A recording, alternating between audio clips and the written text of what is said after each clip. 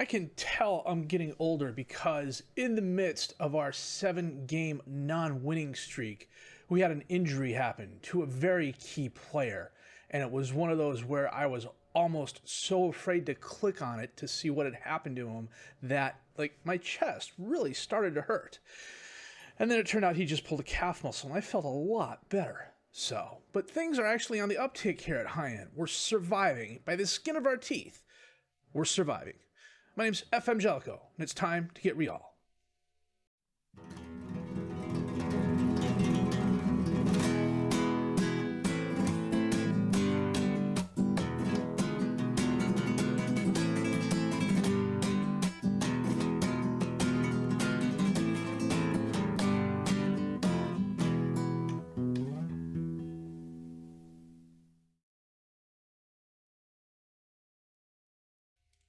So yeah, Lucina Traore pulled his calf muscle in the first half of a game. It was one of those where it's like I'm actually making a substitute 20 minutes into the game. It's his lower leg injury. It was like, oh my God.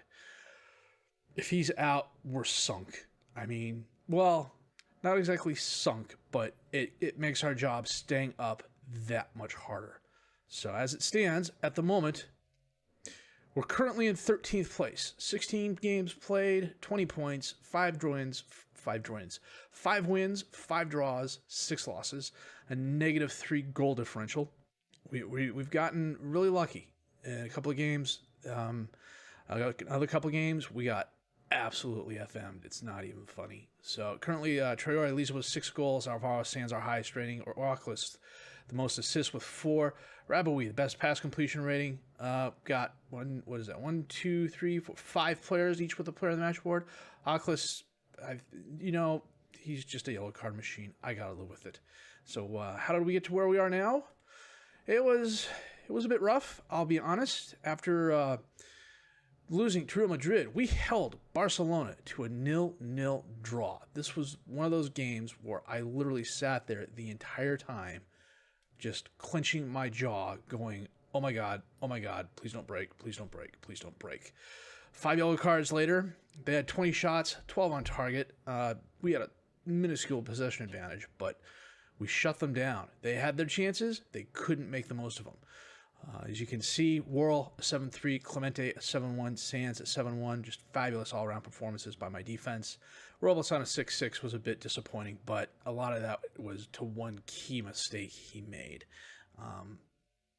He went up to challenge, who was it? Griezmann, and Griezmann just blew by him like he wasn't even standing there. So, I mean, it was cringeworthy. I felt bad for Robles, and he's just a bunch of zeros and ones right now on my screen. After that, we were away at Valencia and we got thumped 3-1. This was the first game in a long time. Well, since the Espanyol game, only the Deportivo game. Okay, I mentioned it before. We're more often than not, we're making teams earn their wins. You know, Getafe 1-0, Almeria 2-1, Real Madrid 1-0, Valencia 3-1. I mean, they earned that. They had an 88th minute goal from Maxi Gomez. It was 2-1 until then, and I was pretty happy with that. Poitot had a goal in this game against Cadiz. This is the game. No, wait a minute. Was it the Villarreal game? Yeah, it was the Villarreal game. Against Cadiz, we held them to a draw, 0-0. 13 shots, 3 on target for Cadiz, 22-11 for us. They're kind of our bogey team. They came up with us. They won the league last year. We got promoted with them. We could not put the ball past the net. If there's one thing I'm discovering, it's that my strikers, while they're good, are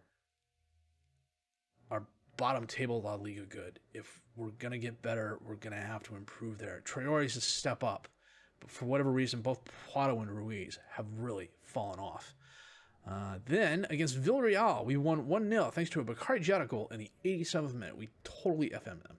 This was the game Lucina Traore went out just before the half.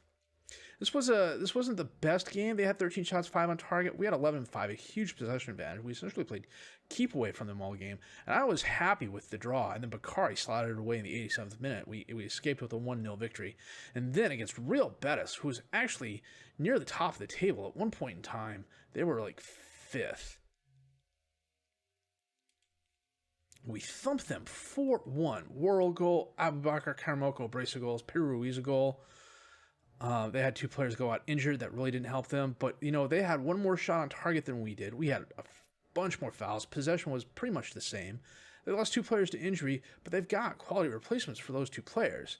They just could not put it together. Their defenders just had an absolute horror show of a game. And as you can see over here on the left, everybody in our squad was 7.0 or better. The only person who wasn't was Jurkin, and that's because he came in as a sub with 18 minutes left in the game. So this was a very pleasing victory.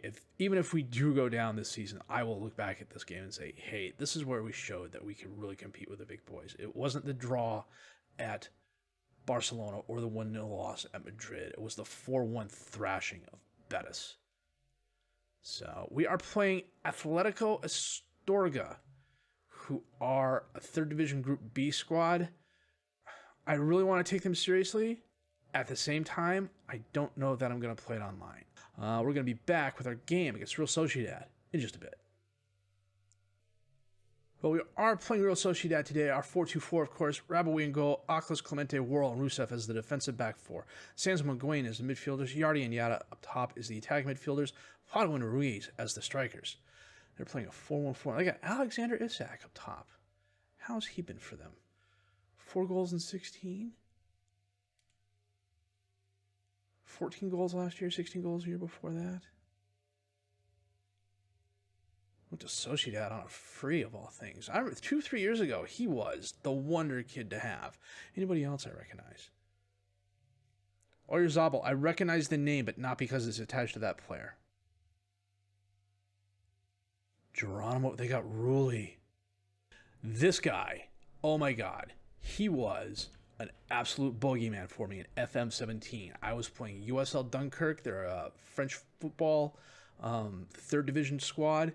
He was the keeper for PSG. By the time I got promoted up to Ligue 1, he was the first choice keeper for PSG, and he stopped everything. It was unreal, some of the saves he made, and just, oh my God, I called him the Great Wall of Rulli because nothing got through him. The first time we beat PSG, he wasn't in goal. The next time we beat PSG, he was injured. And I want to say, like, after the 3rd or 4th time we beat him, he left. He went to another squad. It was like, oh my God, I can't stop Dunkirk anymore. I'm giving up. But holy cow, he is such a good keeper. 4.5 star current ability, 4.5 star potential ability. He's not having the best season right now, but still. I mean, 25 goals in 16 games, it's a bit bad, but man, this brings back. Whew. Okay. Raboui to Worrell. To resize some of the windows here. To Clemente. Brings it forward. Goes left. Still bringing it forward. This is very unlike him. Drops it off to Oklas, who sends it in. Yada's there, and he's fouled. Oh, I got music for this. It's been a while since I've broken it out, but I've got music for this.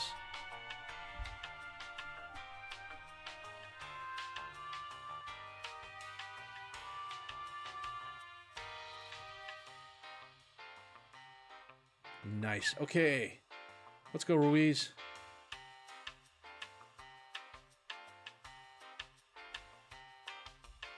Oh, nice. Okay. It's not the same Rulli I played 2 years ago. Okay. Well done. 5 minutes in, we are 1 goal up. It's one heck of an away crowd. No, this is the home stadium. That's the interesting thing, and I'll have to double check this to make sure, but La Liga is the #1 team, or the #1 league in the world. Spain's the #1 nation in the world, so they get all the qualifying slots. I mean, they get like 4 Champions League slots, 2 Europa League slots. You know what? We'll go and look at that after the game here. Clemente on the corner kick, bounces it off. Roussev's going to run it down. Centers it to Sanz, taps it to Maguin, to Sanz, out into space for Aklas. He holds it up. He loses it to Navarro. There's a lot of that going on lately, too. Isak. I'm going to call him Isaac. Zabeldia. Oh, Jada intercepts that pass. Ruiz taps it back to Jada. Oh, he gets by one defender, and he's fouled again. He's fouled again. Thank you, VAR. Oh, I had to open my big mouth. The Great Wall of Rulli has returned. Poirot to Miguel. Centers it to Clemente. Back to Miguel to Sands. A lot of short passes back and forth, and the highlight ends. What is that, fellas? Clemente on the throw-in to Rusev. Back to Clemente. To Rusev. Miguel, Yada in the box. Oh, nice shot. Pushed it just wide left. We're absolutely dominating Sociedad. That's. And Rusev scores from distance on the penalty kick. The free kick from distance. Wow, that was nice. That's what, 28 yards? Let's say down here at the bottom.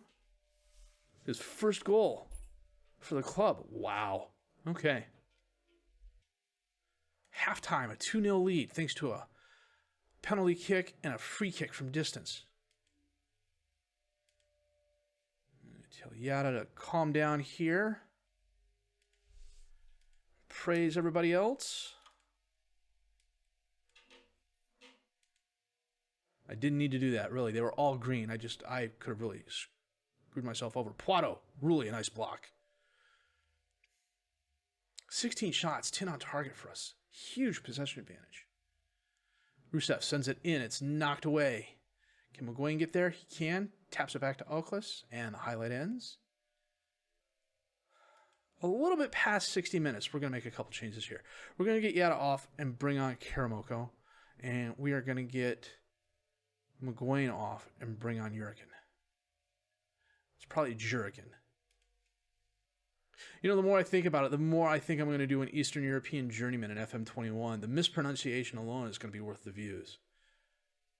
Raboui to Whirl. If I really wanted to challenge myself, I'd do like a Southeast Asia journeyman. But then again, I'd give everybody nicknames. Sands to Jurgen. Back to Sands to Jurgen. Out to Rusev. He holds it up. Centers it to Jurgen. Karamoko in traffic. And is he fouled in the box? Jeez, VAR is definitely playing a role today. Sociedad still has not had a shot on target.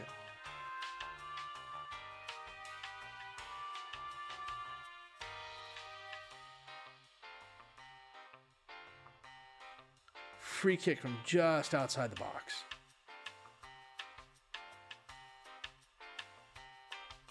Knocked away. And the highlight ends.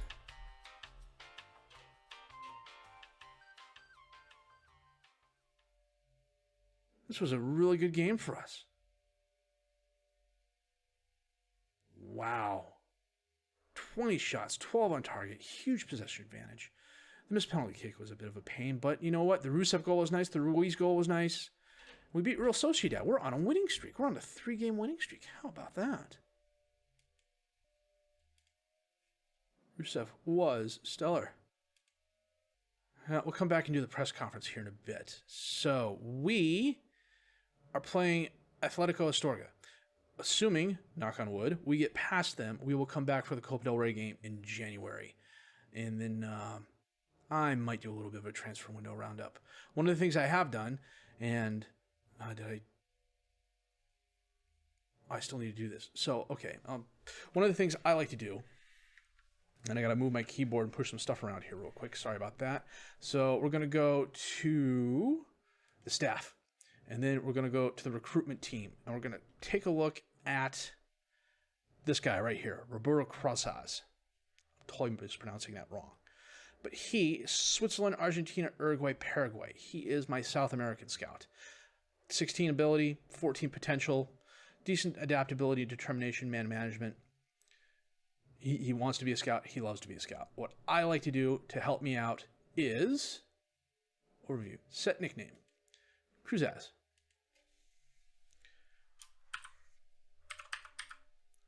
I hit the cap button. Sweet. Hit the cap button again.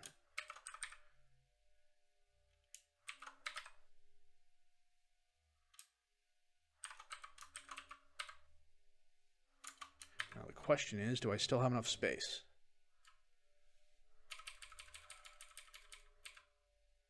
Because we go 16 ability. Nope, I don't. Okay.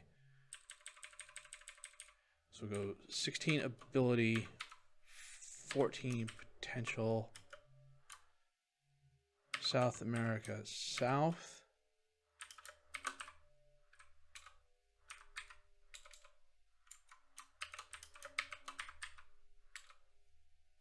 Okay, we're going to shorten him up then. Birdo. 16 ability, 14 potential. South America, South.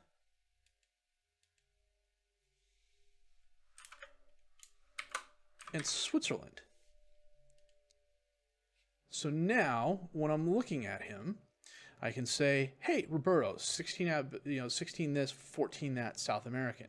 And for some reason, he has been finding me some really good youth players that you could call it the Juventus model. I've talked about this in the past in other saves. You go out. Did I get more coaches? Hold on just a second.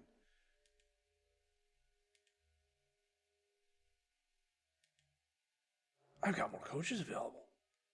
And another physio available. Holy cow. Wait a minute, let me go to my under 19s here real quick. No, not enough coaches. And forget about the B staff. Yeah, I've got all these coaching things and everything open, but I can only hire them in as amateurs. And your best amateur coach, his best rating is going to be a 3. It's a complete crock. But anyhow, I can hire 2 new coaches. You know what? Let's do this here. Coaches allowed. Place advert. Coaching. Got 2 fitness coaches. Do I have a goal? Do I have 2 goal kicking? I got 2 goalkeeper coaches. I've got the 2 fitness coaches, and then we're just going to look for technical guys more than anything else. So, place advert, coaching, coach. Cool.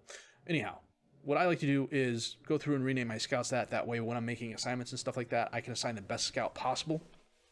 Also, lets me know where their strengths are in terms of their countries and stuff like that, so I'm not constantly hunting for that. With regards to Roberto, one of the things he has done, even though he's my South American scout, he has found quite a few kids. One of the things I had him do was search for youth players on freeze in South America. I just set the region to South America, and he has found a couple of gems. So getting back to the Juventus model, it's going to be sign as many young kids as you can and loan them out. And if they are good enough to start playing for you, then you can either keep them or other teams will come after them and pay you a ton of money. They are not showing up yet. Why are they not showing up yet? Are they future transfers in? Oh.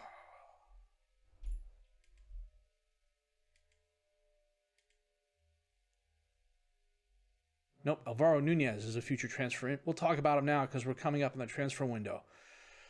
3.5-star current ability, 4.5-star potential ability, defensive left back, defensive right back. Fills a huge need for us because I have a gaping hole on the left after Auckland.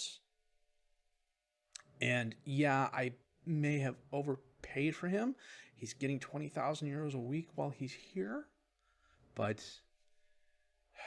I feel better with him in the lineup. Here we go. Here's the first guy. Oh, it's because they haven't signed for him yet. Okay. Marcelo Salinas came in on a trial for 4 weeks. 2-star current ability, 4.5-star potential ability. His physicals are really good right now. Mentally, he's not too bad. The 3 positioning is a real bit of a bummer, but I think I can work with that. Technically, he's solid. Again, 17 years old. You know, he can only go up from there, you would think. And then, Frank Campos. Also from Uruguay? No, Peru. They're both from Peru. Yeah, they're both from Peru. Striker, 2-star current ability, 4.5-star potential ability. 17 years old. Physically, solid. Mentally, not too bad, actually. I like the 15 determination, 14 off the ball is nice. The 3, again, the 3 positioning. I don't know if that's a Peruvian thing or not. No, technically, he's not bad. 13 dribbling, 14 first touch, 12 technique, 10 finishing.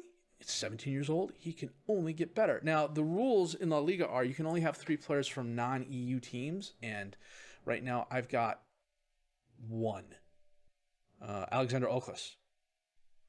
And I haven't heard anything on Brexit yet, so even even England can be out of the EU here in a little bit. So, league rules are maximum of 6 foreign-based players over the age of 22 allowed out on loan at a time. Maximum of 6 players over the age of 22 allowed foreign club at a time. Work permit rules. That's pretty standard. All Turkic nations. I don't know what that is. Turkey, Azerbaijan, Turkey. Oh, the stands. Okay. Maximum of 3 non-EU players, maximum of 23 outfield players in the squad, maximum T size of 25 players. So essentially what you're doing is you're stocking up your youth roster with as many good youngsters as you can in the hopes that you can sell them on for money or they will contribute to your team eventually. So yeah, good grief. 1, 2, 3, 4 teams qualify for the Champions League group stage, 2 teams qualify for the Europa League group stage, and 1 team qualifies for the Europa League playoff. And I think if you win the Copa del Rey, you qualify for the Europa League. So if one of the top 7 teams wins the Europa League, or if the team in the top, if the team in the top 7 wins the Europa League, the team that finishes 8th can finish and get European football, which is really kind of cool.